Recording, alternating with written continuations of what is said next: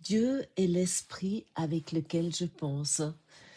Bonjour mes amis, mes camarades de classe, bienvenue à cette leçon 45 de ce fantastique livre d'exercices d'un cours en miracle.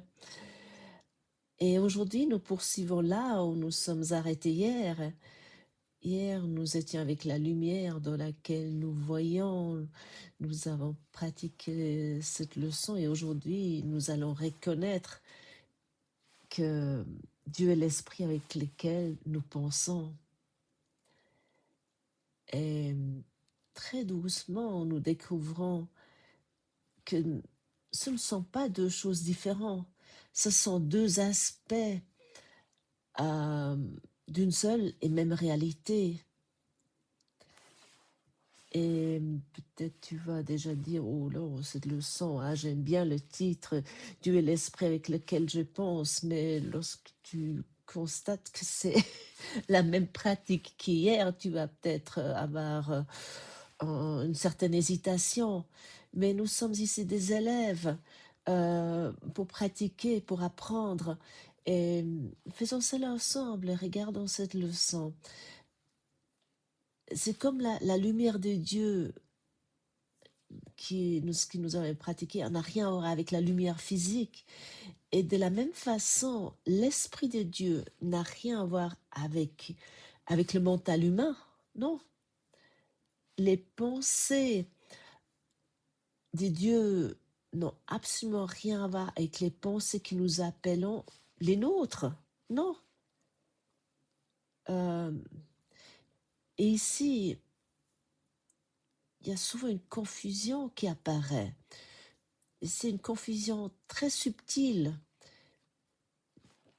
très humaine, très sincère même. Nous croyons que ce courant miracle nous demande de penser mieux, de penser plus saintement, si on peut dire ça, avoir des pensées plus saintes, d'avoir des pensées aimantes, des pensées spirituelles, des pensées élevées. Alors nous nous efforçons pour cela. Oui, si nous sommes des bons élèves, donc je fais partie, je me suis beaucoup efforcée à avoir des pensées aimantes, des pensées spirituelles, des pensées élevées. Et quand j'étais avec d'autres personnes, j'essaie d'être gentille, compréhensive, bienveillante. Et j'essaie de penser correctement. Et pourtant, je sentais qu'il y avait quelque chose qui clochait. Oui, quelque chose qui n'était pas OK. Je sais pas, il y avait une tension en moi, un effort. Et parfois même, relativement souvent, mais une légère irritation ou une fatigue ou j'étais un peu de mauvaise humeur, mais j'ai caché ça directement. Non, non, non, je suis une élève de secours, c'est pas digne. Et pourquoi j'avais ça? Et peut-être tu connaissais là aussi.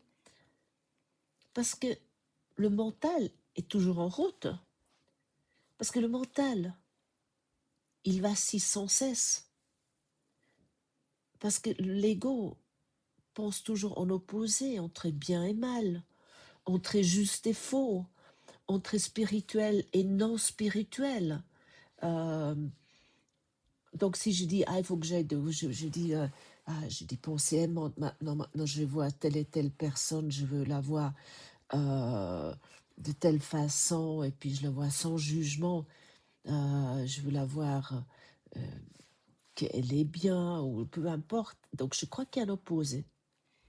Et dans ce rêve où nous nous trouvons ici, il y a toujours une tentative d'amélioration.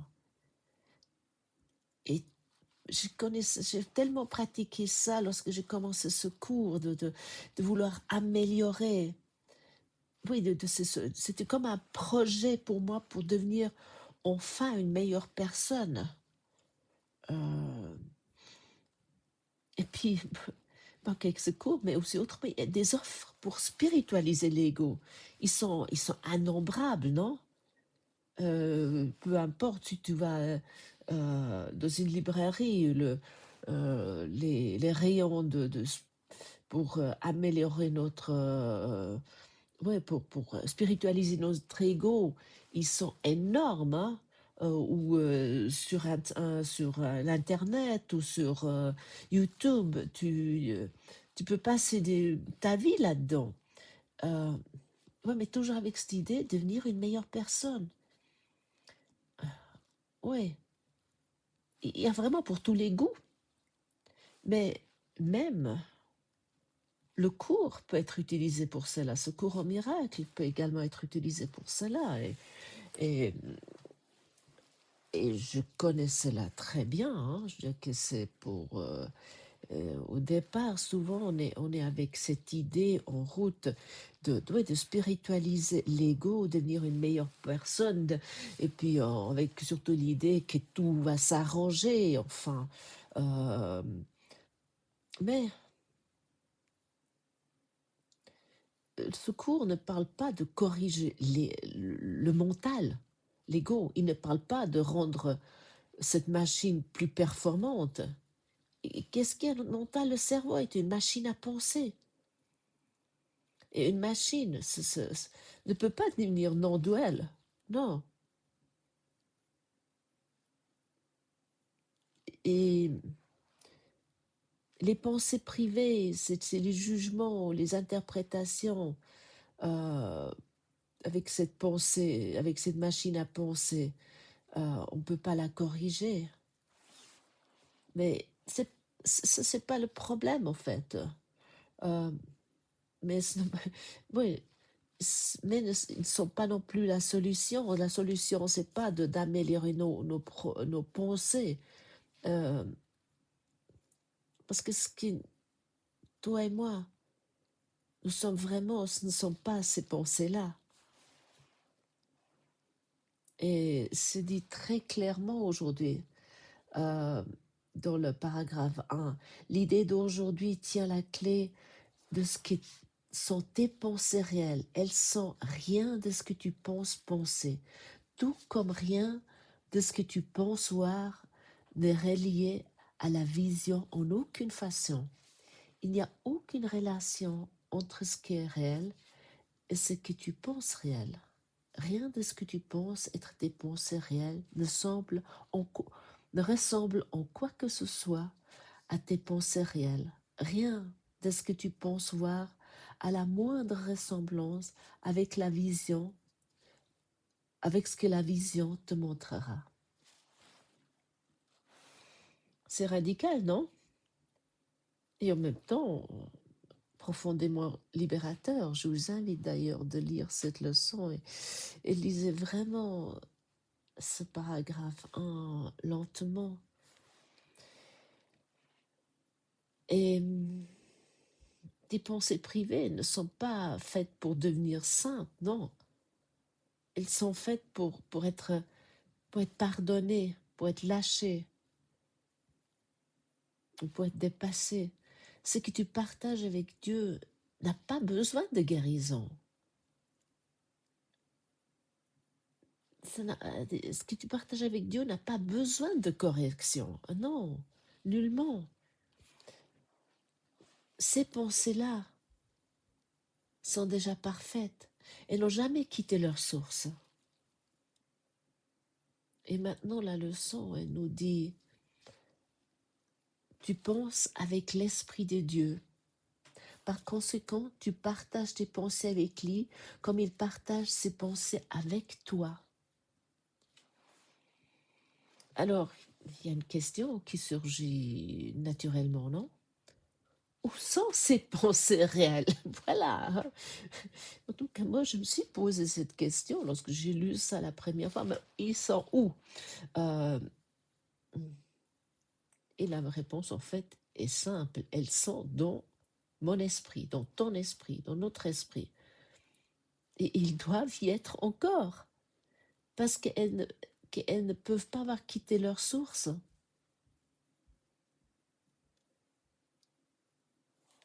Nous les partageons.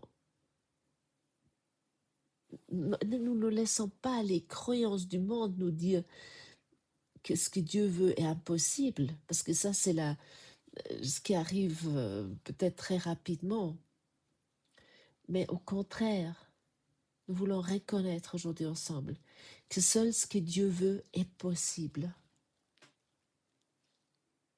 Oui, seul ce que Dieu veut est possible.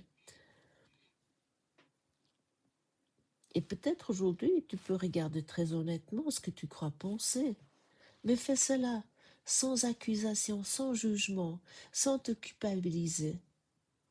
Simplement voir que c'est de la fantaisie, de l'imagination, c'est une histoire, un esprit qui hallucine. Parce que Dieu est l'esprit avec lequel je pense. Toute autre chose, hallucination. Et l'esprit qui hallucine, est un esprit qui croit pouvoir être séparé de sa source. Un esprit qui hallucine est un esprit qui s'imagine être sa propre origine.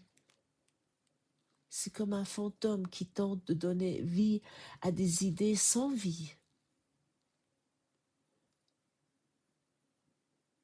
C'est comme une machine à fumer. Tu connais cela, ça existe, on voit ça, en tout cas dans mon époque, lorsque j'allais encore dans des clubs, on appelait ça à l'époque des discothèques, mais ces machines à fumer, et qui essayent, mais ici la machine à fumer, nous l'utilisons sans cesse avec nos pensées, qui essayent d'obscurcir la vérité, la lumière. Mais la lumière ne peut pas être attaquée, elle ne peut pas être détruite. Et sous toutes ces pensées insensées, sous toutes ces idées folles se trouvent les pensées que tu as pensées avec Dieu au commencement. Et puis ces pensées, elles sont intactes, elles sont silencieuses, elles sont présentes. Alors aujourd'hui, nous faisons, on pourrait dire presque rien. Et c'est ça qui est parfois difficile, parce que nous croyons toujours que nous devons faire quelque chose. Il faut que ça soit dur, mais ce qui est peut-être le plus difficile, c'est de rien faire. Surtout maintenant, nous sommes dans un monde où il faut tout le temps faire, il faut tout le temps... Mais on est sans cesse, peu importe quel âge on a, même si tu écoutes et tu as 80 ans passés ou 90 ans, mais on nous, nous nous faisons sans cesse croire, et puis nous nous faisons confirmer ça par l'extérieur, qu'il faut être en pleine forme, et puis il faut faire ci et ça, et puis encore ça, puis je lis encore ce livre-là, et puis je regarde encore ça, et puis il faut que j'aille faire, peu importe quelles sont tes occupations, mais nous sommes tellement entraînés, on pourrait dire, avec cette machine à penser qui nous suggère sans cesse qu'il faut être actif, il faut être agile, il faut être alerte d'esprit, euh, il faut entraîner son mental, et ainsi de suite. Mais ici, ce que nous voulons, c'est, oui, nous voulons, pour approcher ce que nous sommes véritablement, ça nécessite, oui, on pourrait dire de faire presque rien.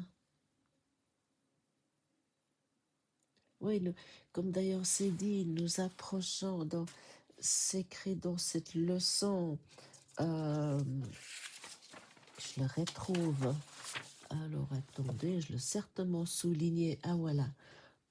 Pour ce genre d'exercice que nous sommes invités comme hier de faire nouveau 3 fois par jour, à peu près 5 minutes, Et c'est comme hier, de vraiment de nous approcher de ces pensées, de cet esprit qui nous sommes véritablement, qui est notre source, qui ne nous sommes pas séparés. Et c'est écrit ici, pour ce genre d'exercice, une seule chose est nécessaire. Approche-le aujourd'hui comme tu approches un autel dédié au ciel des dieux, le Père, et à Dieu, le Fils. Et ça, pour vous contrer, nous, cela nous semble difficile. Bon, du côté déjà comme expliqué, ou comme nous avons déjà partagé hier, parce que la résistance, de dire je peux pas, mais en fait je ne veux pas, mais donne ces pensées à ton enseignant intérieur. Ok, je suis en résistance. Ok, Saint-Esprit, je te donne ça. Et puis, j'ai pu voir ça hier très clairement. Le matin, au réveil, j'ai lu cette leçon. C'est la première chose que j'ai fait. Et puis, ensuite, je l'ai pratiquée. Et c'était, oui, c'était facile, c'était agréable, c'était paisible. Et puis, lorsque j'ai refait l'après-midi, ou entre-temps, j'ai déjà fait plein de choses, où j'étais déjà très en route avec ma machine à penser et tout ça, ça venait plus difficile. J'ai déjà vu que là, il y a la résistance qui s'est installée. Et j'ai donné cette résistance au Saint-Esprit. Mais en même temps, bien sûr, l'ego m'a susurré. Il me dit, mais tu vois, avec ce cours, tu peux plus rien faire d'autre. Tu devrais qu'être assis et être tranquille et pas tout le reste que tu as fait. C'est pas possible, ce cours. C'est vraiment pas praticable. On peut pas faire ça on a autre chose à faire dans la vie. Encore aussi, encore on se raconte, mais voilà. On est ici dans ce rêve et puis on a notre scénario et puis tout est ici pour justement. C'est une salle des classes et j'ai pu hier voir que j'ai vacillé encore et que je mets encore des excuses que j'ai occupé et là je sors d'une situation qui était peut-être pas très agréable. Alors comment je peux dépasser tout ça et puis m'approcher sans que les pensées surgissent sans cesse? Non, je l'ai donné et puis voilà. Je suis un élève qui pratique avec vous. Mais nous voulons faire ça aujourd'hui. Mais oui, on lève cette idée d'effort ou aussi d'attente parce que lorsque l'après-midi ou vers midi, la leçon, lorsque je la pratiquais, et je voyais toute cette résistance, j'avais une déception parce que j'avais une attente.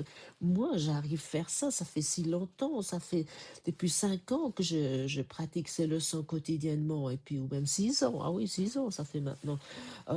Et puis voilà, non, parce que qui me dit ça? Donc,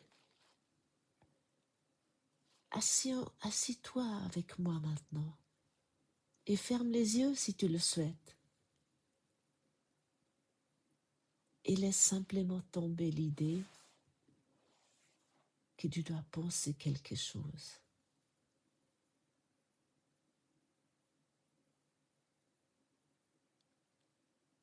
Et tu n'as rien à produire, rien à améliorer, rien à comprendre. Reste ouvert.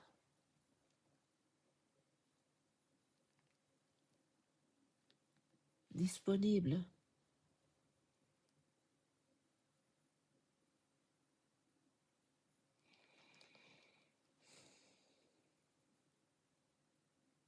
Et peut-être dans un instant de silence qui t'a peut-être expérimenté là, très brièvement, tu as peut-être senti que tu n'as jamais pensé seul, que l'esprit avec lequel tu penses n'a jamais été séparé de toi. Et dans ce simple repos, sans mots, sans images, la leçon s'accomplit d'elle-même.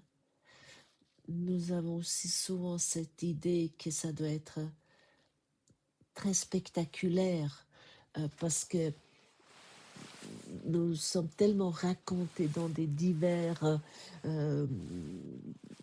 ouais, canaux, peu importe que tu as peut-être sur YouTube ou sur Internet ou dans les livres, qu'il y a quelque chose de très spectaculaire qui se passe. Dieu n'est pas spectaculaire, l'amour n'est pas spectaculaire. Non, la paix n'est pas spectaculaire. La paix de Dieu n'est pas spectaculaire. Elle est tout simple, mais elle est spectaculaire. La paix de Dieu, l'amour de Dieu, ou les pensées de Dieu. Ils sont spectaculaires dans ce sens que même, peu importe ce qui se passe autour de toi, tu es en paix. Tu es tranquille, tu es silencieuse à l'intérieur. Et plus que nous pratiquons ce genre de moments, plus que nous devenons conscients que nous sommes un avec la source et que nous ne pouvons jamais être séparés. Parce que Dieu est l'esprit avec lequel nous pensons. Merci d'avoir partagé ce moment avec moi et je vous retrouve demain.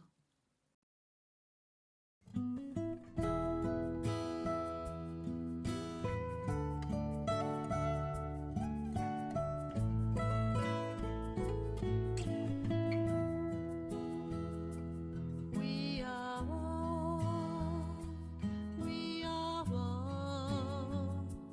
one in